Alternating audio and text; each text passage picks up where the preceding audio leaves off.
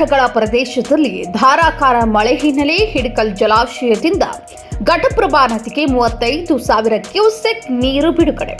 ಘಟಪ್ರಭಾ ಜಲಾಶಯ ಹಾಗೂ ಹಿರಣ್ಯಕೇಶಿ ನದಿಯಲ್ಲಿ ಅಪಾರ ನೀರಿನ ಹರಿವು. ಗೋಕಾಕ್ ಜಲಪಾತಕ್ಕೆ ಮತ್ತೊಮ್ಮೆ ಜೀವಕಳೆ.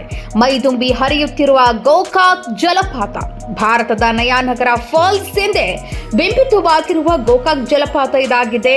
171 ಅಡಿ ಮೇಲಿನಿಂದ ಧುಮ್ಮುಕ್ಕುವ ಜಲಪಾತ ನೋಡುವುದೇ ಒಂದು ಕಣ್ಣಿಗೆ ಹಬ್ಬ.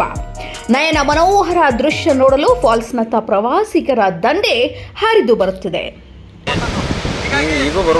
ಬಹುತೇಕ ಘಟಪ್ರಭಾ ನದಿ ಈಗಾಗಲೇ 14,000 ಕ್ಯೂಸೆಕ್ನಷ್ಟು 171 ಅಡಿಯಿಂದ ಹರಿಯುತ್ತೆ.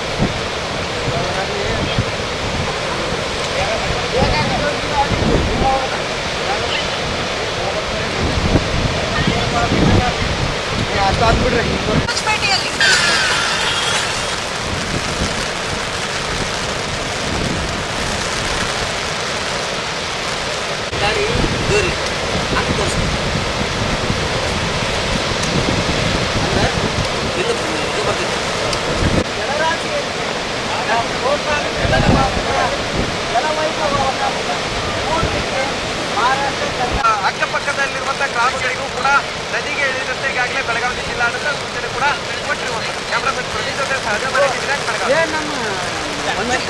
ಸಹಜ